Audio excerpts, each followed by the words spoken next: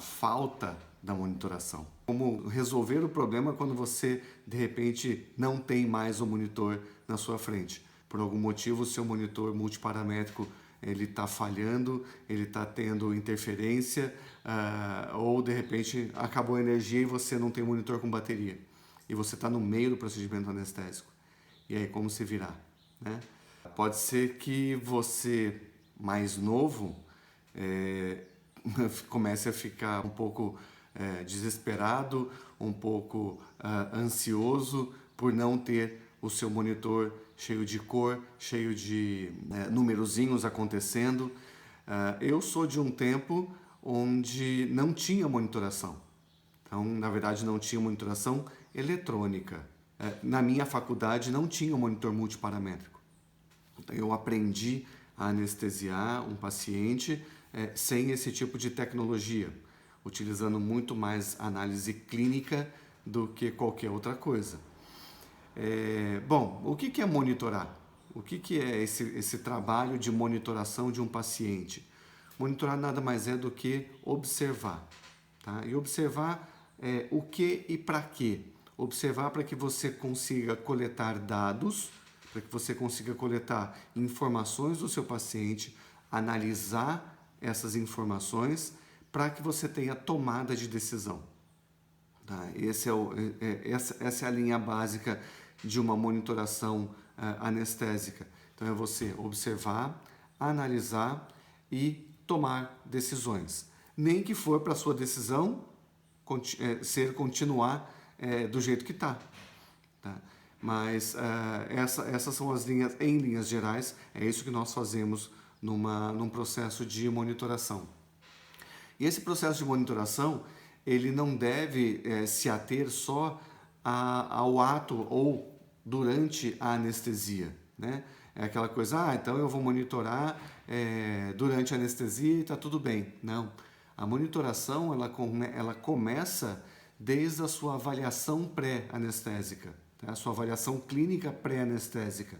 Ali começa a sua monitoração do seu paciente. Porque a partir daí você já está observando e coletando dados e informações do seu paciente. Então você tem esse processo de monitoração acontecendo já no seu exame clínico inicial. Tá? Quando você começa a examinar o seu paciente clinicamente, vendo palpação, percussão, auscultação, tomada de parâmetros fisiológicos como frequência cardíaca, respiratória, ausculta de ritmo cardíaco, tudo isso já são informações que você está coletando para que você consiga desenhar o seu processo de anestesia e as suas tomadas de decisão, né? Quantas vezes eu já não alterei os meus projetos de anestesia quando eu fiz essa análise pré-anestésica e eu notei alguma alteração que para mim foi evidente e que me fez simplesmente mudar o ritmo da minha anestesia, o esquema da minha anestesia. Então isso já é um processo de monitoração anestésica. Tá? E obviamente depois você tem todo o processo de coleta de informação extra-paciente. A gente está falando de exames pré-anestésicos, né? Então você já tem aí todas as informações deste paciente em relação a isso. Então, hemograma, os bioquímicos, função renal, hepática ou o que for, né? Toda a parte cardiovascular desse paciente, glicemia, todas as informações que você tiver também já é o início da sua monitoração deste paciente. Então, essa coleta de dados ela é fundamental para o preparo do seu protocolo anestésico ou daquilo que você estava imaginando fazer para o seu paciente. Bom, o fato é que você está lá durante uma anestesia e por algum motivo o teu monitor começa a não te dar as informações que você esperava encontrar neles. E por que isso acontece? Bom, por N fatores. Eu não vou aqui discutir sobre marcas e marcas de monitor, tá? Não é objetivo. Mas uma das coisas que a gente tem que nos ater é na qualidade e na confiança que você tem no seu monitor. Tá? O seu monitor multiparamétrico, hoje é muito simples, é muito comum, né, você ter um monitor multiparamétrico, pelo menos para a maioria dos anestesistas que trabalham efetivamente com anestésio, ter um monitor multiparamétrico. E você confiar, né, nos dados que ele está te passando e confiar na marca do monitor que você está utilizando, isso é importante. Tá? Então eu não vou ficar discutindo que monitor é melhor, que monitor que não é melhor. De qualquer forma, o que geralmente provoca interferências parciais ou interferências totais na minha monitoração?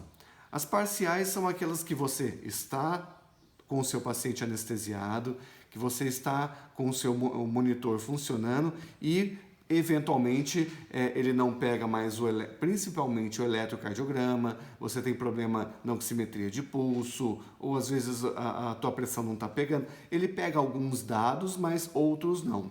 O que geralmente gera esse tipo de interferência parcial, principalmente a gente está falando de interferências elétricas.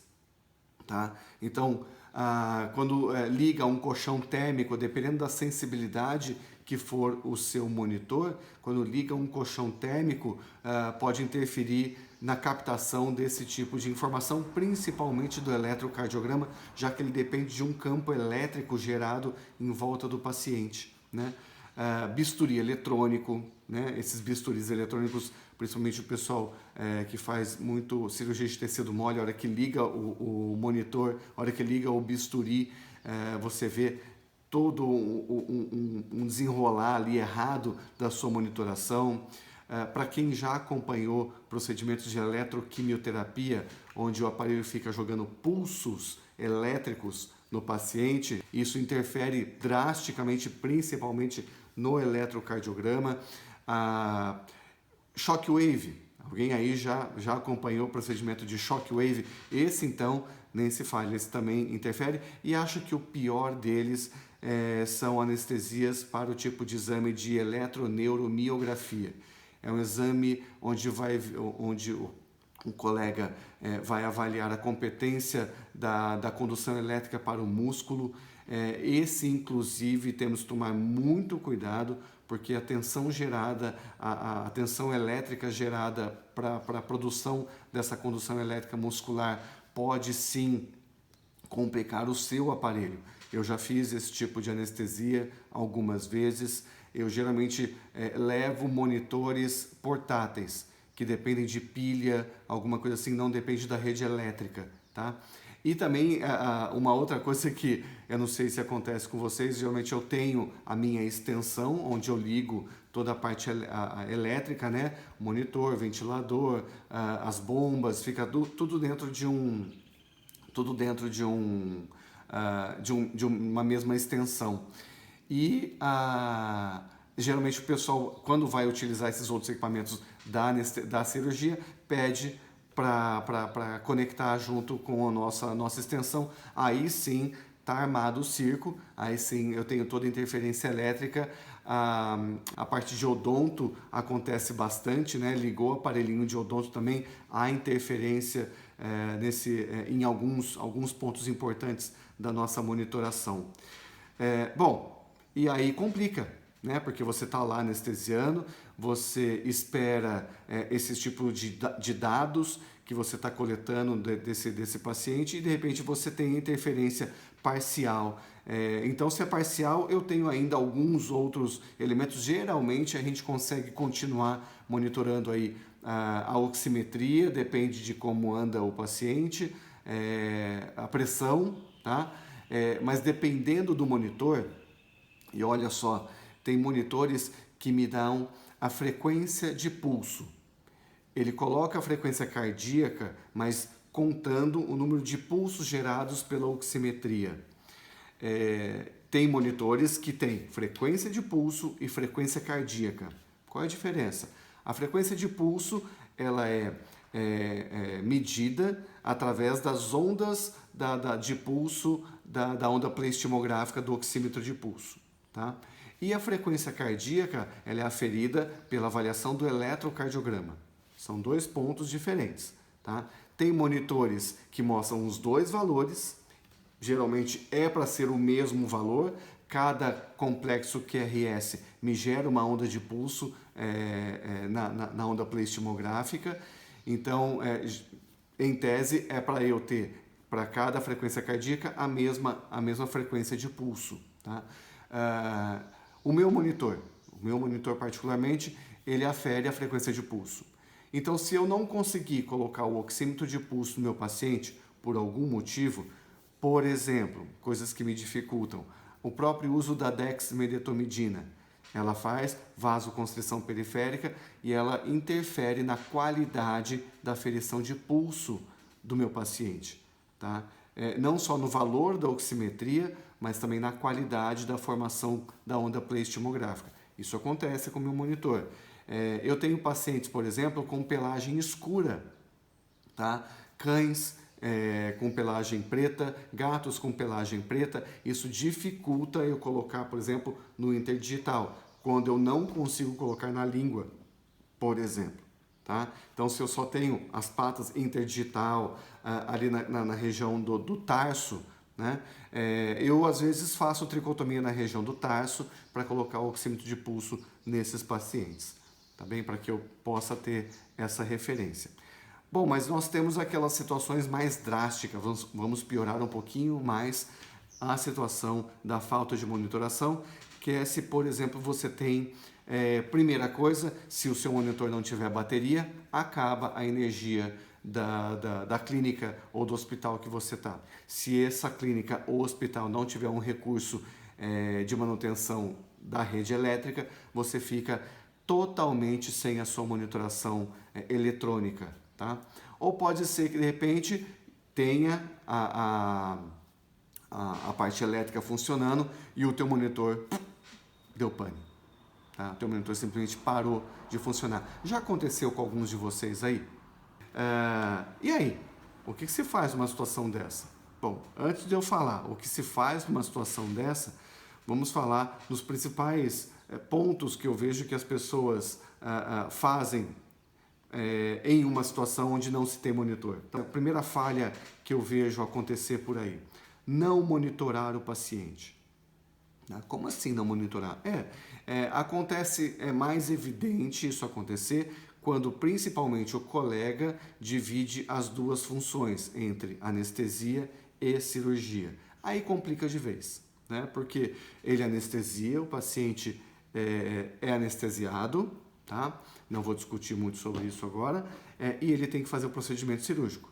Né? Então ele vai ter que agora jogar a atenção dele em cima do procedimento cirúrgico para que ele faça de uma forma correta e num tempo adequado, enquanto o paciente está anestesiado, ele não está monitorando efetivamente o paciente. Tá?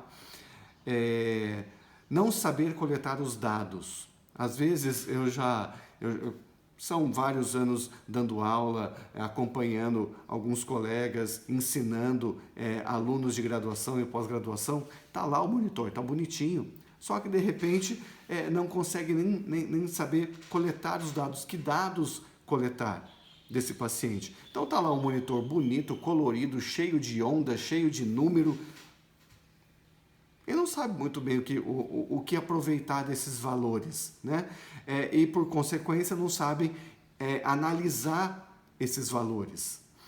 E aí eu entro num outro ponto. Teve uma ex-aluna, já faz alguns anos, ela me mandou mensagem perguntando se tinha alguma literatura que ensinava a monitorar, a como analisar o monitor.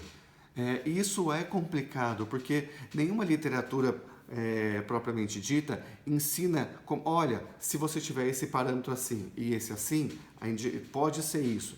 Se eu tiver uma frequência cardíaca assim, uma pressão assado, faça isso. Não, geralmente as literaturas indicam e explicam cada monitoração.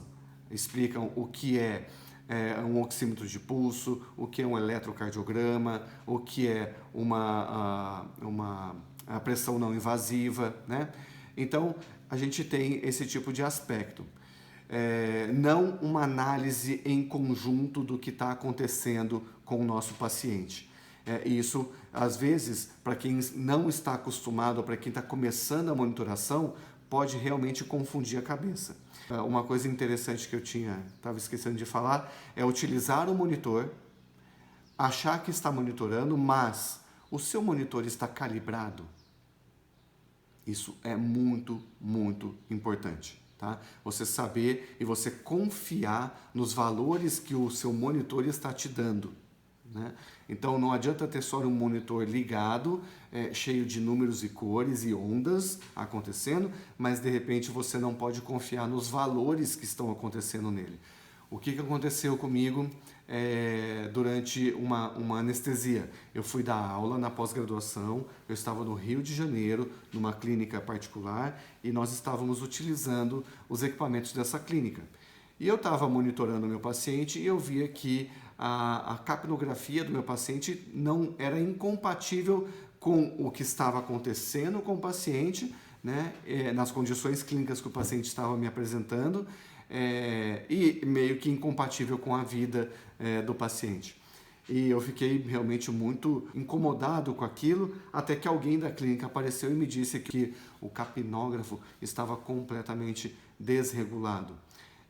Então você vê que principalmente quando você usa um monitor de um outro local que não seja o seu, fique muito esperto com a qualidade e a calibração desses monitores. E hoje é muito importante que você mantenha os seus equipamentos regulados e calibrados. Tá? Isso é até uma questão de vigilância sanitária, se não me engano, né? Que eles têm não só visto se você tem um monitor, mas se eles estão com a etiqueta de processo de calibração recente. Tá? Então, não se esqueçam de fazer isso nos monitores de vocês. Tem que ter um monitor, um equipamento muito bem regulado para que você confie nesses dados que você está coletando para o seu paciente e para a sua anestesia. Bom, já aconteceu então comigo de eu estar na anestesia e por interferências de equipamentos eu perder a minha monitoração, ou já aconteceu do meu monitor simplesmente apagar a tela e eu não ter mais a minha monitoração. E aí, o que nós fazemos, né? Na monitoração transanestésica do nosso paciente, lembra que a monitoração ela começa antes do procedimento, desde a avaliação pré-anestésica e a avaliação dos exames pré-anestésicos. Ali já começa a sua monitoração. O que você vai fazer é continuar esta monitoração no transanestésico desse paciente. Tá? Mas eu estou tendo interferência, eu estou tendo complicações no meu monitor, eu estou sem monitor. Como eu disse para vocês, eu sou de um tempo que não tinha monitoração. Não tinha equipamento na rotina da minha faculdade, tá? E logo que eu me formei, eu também não tinha, mas eu continuava anestesiando os meus pacientes. E aí, o que a gente fazia? Eu usava uma técnica muito, para algumas pessoas hoje complicada, mas ela existe, e ela chama semiologia, exato, exame clínico, como o próprio nome diz, examinar clinicamente um paciente, coisas que infelizmente vêm da medicina humana, que os nossos colegas médicos humanos têm perdido um pouco, que é o exame clínico propriamente dito. É você examinar o paciente clinicamente, é colocar a mão, é observar, é sentir o paciente para que você consiga tirar informações clínicas desse paciente. Quem aqui já não foi num médico que efetivamente foi num gastro, algum médico especialista e ele não colocou a mão em você e simplesmente coletou a história que você tá dizendo a ele, meio que rápido, e aí fez uma análise lá dele e pediu um monte de exames para vocês. Só que o nosso paciente não fala, nosso paciente está anestesiado. Mais ainda a importância da gente examinar o nosso paciente. E olha que em algumas situações, esse paciente nem examinado fisicamente ele vai poder, porque dependendo de onde estiver trabalhando no paciente, você não pode pedir para o cirurgião tirar as coisas para você examinar ele efetivamente, como se faz numa avaliação clínica corriqueira qualquer. Então, nós vamos ter que lançar mão de outras observações desse paciente. Então, eu preciso confiar na minha análise clínica, que eu vou ter agora. É fato que você monitorar um paciente sem um equipamento eletrônico, a quantidade, a qualidade de informação que você deixa de coletar, ela é considerável. Mas isso não quer dizer que é impeditivo de você continuar a sua anestesia e mesmo fazer uma anestesia de qualidade, né? Vocês já devem ter ouvido várias histórias de pilotos de avião, que você imagina aquele painel de avião cheio de equipamento, cheio de processos de análise daquele voo, e de repente aquele painel para, ou por uma pane elétrica, ou por algum motivo, para. E aí? Ele para de pilotar? Eu espero que não. Eu pego bastante avião para lá e para cá para dar aula na pós-graduação. Eles são treinados para que ele continue o voo, mas agora por observações mais simples, né? Equipamentos que ele consiga se localizar e levar o avião de uma forma mais mecânica, não tão eletrônica, até o seu ponto final. E nós conseguimos fazer isso, sim, monitorando o paciente ou na falta do meu monitor. Tá? Como? Observação clínica. Eu sempre falo, independente de você ter ou não o seu monitor, antes de você olhar o seu monitor, olhe o seu paciente, sempre. Então, de acordo com o que você observa no seu paciente, você já tem uma noção muito boa do que você vai ver no seu monitor eletrônico. Tá? Então, olhe o paciente, observem as reações dele. Né? E aí, vale muito, principalmente na anestesia geral inalatória, os planos de Guedel. Tá? Então, se você tem dúvidas de como identificar cada item dos planos de Guedel, isso é fundamental que você revise isso. Né? Então, que você consiga observar o seu paciente, identificar aonde está o seu paciente na sua anestesia, de acordo com o que está sendo feito. Se ainda a sua anestesia está andando linearmente, se ela está andando tranquilamente. Tá? Então, planos de Guedel, os planos de anestesia geral, lembrando que planos de Guedel não são aplicados para anestesia dissociativa, somente para anestesia geral, tá bem? Então, estabeleça o seu plano de Guedel. Por que eu falei mais para anestesia geral inalatória? Porque os planos que nós utilizamos na anestesia total intravenosa, nativa, não são exatamente os mesmos que nós usamos para anestesia geral inalatória. Há pequenas nuances, pequenas diferenças, mas dá para ter uma boa noção do que a gente está fazendo mesmo com anestesia total intravenosa, tá bem? E confiar, aí sim, eu também tenho que passar a confiar na qualidade dos meus equipamentos. Né? Que equipamentos? De anestesia. No caso da anestesia geral inalatória, fique muito mais de olho no teu equipamento de anestesia inalatória. Porque quando a gente tem a monitoração eletrônica no nosso monitor, se ela começa a mostrar oscilações, uma das coisas que nós fazemos é olhar para o nosso equipamento de inalatória e ver se está tudo bem com ele. Né? Mas agora eu não tenho, ou eu tenho parcial, ou eu não tenho essa minha monitoração eletrônica no meu monitor. Então eu fico mais de olho ainda no meu aparelho de anestesia inalatória para ver o borbulhamento está certo, o volume de oxigênio está certo, o meu paciente, todo o mecanismo do meu equipamento de anestesia inalatória está funcionando adequadamente, o meu balão está movimentando, né? As válvulas de inspiração e expiração estão trabalhando ali, se você utilizar um circuito com absorvedor de CO2, todos esses aspectos mais mecânicos ficam mais evidenciados para que você utilize isso. Em relação à monitoração propriamente dito do paciente, observar o paciente. Tá? Então, quais são as referências que nós temos no plano de Guedel para que eu consiga monitorar o paciente mais adequadamente na rotina ali? Os olhos, né? Só que a gente sabe que em alguns pacientes A posição dos olhos, que é muito interessante, né? Se ele está centralizado, rotacionado, posição de pupila, tudo isso é importante. Tem aqueles pacientes, umas raças específicas, né? Lhasa acontece, Pug acontece muito, um olho para cada lado. Um olhando para cá, um olhando para cá, você perde a referência. Se você usa alguns fármacos, isso pode interferir principalmente nas pupilas desse paciente. Então, você tem que entender tudo o que você fez desde a pré-medicação e no seu transanestésico para que você consiga olhar esses olhos de uma forma mais acurada, tá? Eu gosto muito do padrão respiratório, tá? E não é só frequência respiratória, é simplesmente você avaliar o padrão respiratório desse paciente. Se ele é torácico, se ele é tóraco-abdominal, se ele é abdômeno-torácico, se ele é só abdominal. Isso tem a ver com os planos de Guedel. Padrão respiratório, ele é muito mais referência do que a própria posição dos olhos. Os olhos oscilam muito mais do que o padrão respiratório. E aí sim, eventualmente, eu peço para o meu cirurgião, se possível, parar o procedimento para que eu observe a movimentação da respiração do paciente. Já fiz de entrar por baixo dos panos cirúrgicos, levantar os panos cirúrgicos e eu poder observar essa movimentação respiratória. Já fiz isso na falta ou na ausência do meu equipamento de monitoração eletrônica, tá bem?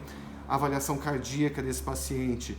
E aí eu tenho dois aspectos, duas coisas. O bom e velho esteto, utilizar o esteto para que você consiga avaliar não só a frequência, mas o ritmo cardíaco, tá? Mas a minha cirurgia está sendo próximo da região torácica, eu não consigo colocar o esteto. Existem outras formas, palpação de pulso pela femoral, tá? Palpação de pulso na base da língua, tá? Já fiz isso. Ou você montar, eu não sei se você tem, um esteto transesofágico. Então você monta um esteto transesofágico e coloca no esôfago e está resolvido esse tipo de aspecto. Você não precisa externamente colocar um esteto nesse paciente. Então você consegue continuar monitorando esse paciente de uma forma clínica, mas não ausente de forma alguma, de uma forma clínica. O que a gente não vai conseguir monitorar, obviamente, né? A pressão. A pressão, se eu não tenho monitor, ela fica complicada. Principalmente se você não tem uma segunda opção. Eu tenho na minha maleta um meu monitor multiparamétrico que faz aferição de pressão não invasiva oscilométrica, tá? Aquele manguitinho que fica apertando de intervalos de tempo pré-programado. Se eu não tenho, por acaso furou o meu manguito, aconteceu alguma coisa, eu tenho na minha maleta um Doppler, tá? E aí então eu posso lançar a mão do meu Doppler. E eu utilizo o Doppler, mesmo tendo meu monitor multiparamétrico, quando eu observo o meu paciente e o meu monitor, e eu falo, eu acho que não é por aí a pressão que ele está me apresentando.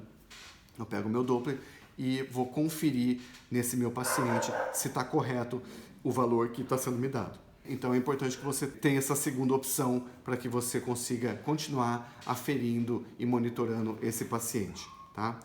O que eu dou como dica para você, se você, principalmente os mais novos, que já estão nesse mundo de anestesia, já com monitor multiparamétrico, hoje eu não me assusto tanto, porque eu aprendi a fazer uma monitoração sem monitor.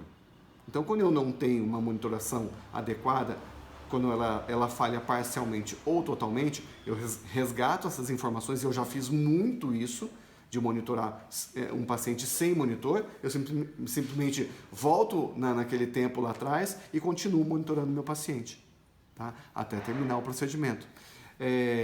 Numa monitoração rotineira, corriqueira, a gente tem aí eletrocardiograma, oxímetro de pulso, a pressão, tá? São monitorações básicas que eu tenho no monitor. A gente fala de monitoração intermediária quando já entra uma capnografia. A capnografia fica mais complicada, eu não tenho como avaliar a capnografia clinicamente do paciente, a não ser observação de mucosa, né? De repente, esperar o meu paciente ficar cianótico para eu ter certeza de que ele está em acidose. Não, tá? A gente tem que sempre... Aí então fica a prevenção dos eventos fisiológicos anestésicos, ficam muito mais evidentes e a tua análise, a tua clínica vai ter que ficar muito mais aguçada. Tá? Então, o que eu posso dar de dica para você que está nesse mundo mais novo, já com monitores, ainda bem, né? Mas que de repente você pode ficar sem? Começar a treinar mais a sua clínica, utilizando o seu monitor. Tá? Então, mesmo que você tenha um monitor multiparamétrico, que tenha lá o seu oxímetro de pulso e o teu eletrocardiograma, comece a colocar o teu esteto e auscultar o teu paciente. Tá? Mesmo com o seu monitor, coloque lá. A gente fazia isso, doía o ouvido ficar com esteto o tempo inteiro. Não tinha monitor. Tá? Eu ainda hoje estou com o meu monitor instalado direitinho, eu coloco o esteto. Primeiro para ver se a frequência cardíaca está batendo, para ver se o ritmo cardíaco está batendo. De repente eu observo uma alteração no eletrocardiograma, ali um VPC, um bloqueio atrioventricular. É muito interessante você colocar o esteto no seu paciente e ficar observando o eletro. Tá? Você começa a correlacionar o teu ouvido com a visão do gráfico do eletrocardiograma. Tá? Então fica ali, fica observando. Isso você vai treinando o seu paciente. Outra dica que eu dou, antes de olhar o seu monitor, olhe o seu paciente. Olhe o paciente, começa a observar quais são as condições clínicas dele, como é que está o globo ocular, se ele está rotacionado, centralizado, padrão respiratório, se ele está respondendo a estímulo de dor, e aí determine na sua cabeça o plano que ele está, o plano de Guedel que ele está, e aí observe o seu monitor. E começa a correlacionar o que está acontecendo com ele. Porque a hora que você não tiver um monitor, você tem a referência da sua análise clínica. Tá bem?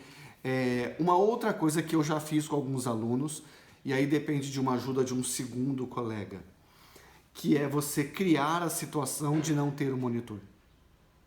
Como? Desliga o monitor. Não façam isso. Continuam monitorando. Pelo amor de Deus, depois vão falar que eu falei que era para desligar o monitor e não monitorar mais com o monitor. Não. Pega um colega que esteja ali acompanhando a anestesia com você, vire o monitor para ele. Vire o monitor para ele.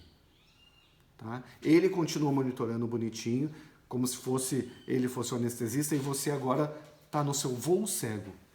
E você vai continuar fazendo a sua anestesia sem o monitor. Então você tem o respaldo do seu colega, né? E agora você está sozinho em voo cego, literalmente, com o seu paciente. E continue fazendo a sua anestesia. Isso é só para treino, para você contar com o seu voo de avião sem equipamento, e você tem que pousar esse avião. Tá? Você tem que terminar o procedimento de anestesia e fazer esse paciente acordar de novo. Tá? Isso vai fazendo, então, você tem a segurança de um colega observando isso para você, e você faz a sua anestesia sem uma monitoração eletrônica. Tá?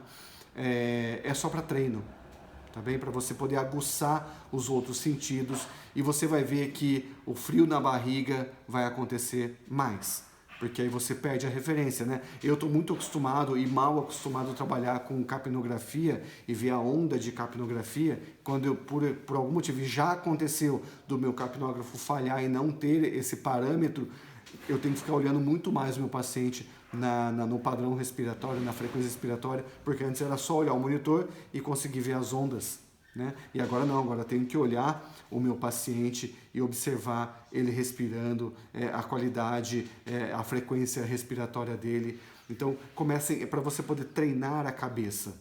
Tá? Eu faço isso com alguma frequência, sempre olhando meu monitor, mas eu estou sempre avaliando o meu paciente, primeiro avaliar o paciente, depois olhar a minha monitoração. Tá? Isso ajuda a gente a treinar bastante em relação a isso. Você monitorar o paciente, isso dá, com equipamento ou sem equipamento, isso vai dar controle para a sua anestesia. Tá? Isso vai dar calma para a sua anestesia. Calma para você, para que você se sinta seguro, tá? Para que você consiga conduzir a sua anestesia de uma forma mais adequada. Esse tipo de procedimento anestésico sem uma monitoração com um monitor multiparamétrico, ela é mais comum do que a gente imagina, né? Ela ocorre principalmente naqueles eventos mais rápidos de anestesia, uma sedação rápida, alguma coisa assim, que a gente acaba anestesiando, nem colocando monitoração. Errado. Tem que se monitorar o paciente, independente do tempo que se vai anestesiar esse paciente. Lembre-se, uma anestesia para uma raio-x de displasia coxamural, uma anestesia para uma mastectomia, é uma anestesia. A única coisa, talvez, é que na displasia coxamural você faça pré-medicação e talvez um bolus inicial de anestésico geral. Na monitoração da Mastec, você vai ter que manter esse paciente, mas é uma anestesia, tá? Tão importante uma quanto a outra. Então, vamos sempre observar esse paciente, monitorar esse paciente desde a pré-medicação, no transanestésico e, muito importante, observar e monitorar esse paciente no pós-anestésico imediato. Lembre-se que esse paciente, a anestesia não terminou. Ela termina quando o paciente está, no mínimo, em decúbito external, com a cabeça levantada, consciente. A responsabilidade técnica de anestesia num paciente, ela chega entre 48 a 72 horas pós-procedimento. Tá? Faz parte das nossas responsabilidades como anestesista. Então, monitore, registre essa monitoração, tá? De alguma forma, ou no papel, ou nos aplicativos. Na verdade, um único aplicativo que nós temos, muito bom, da anestesia animal. Dá para se monitorar o paciente perfeitamente.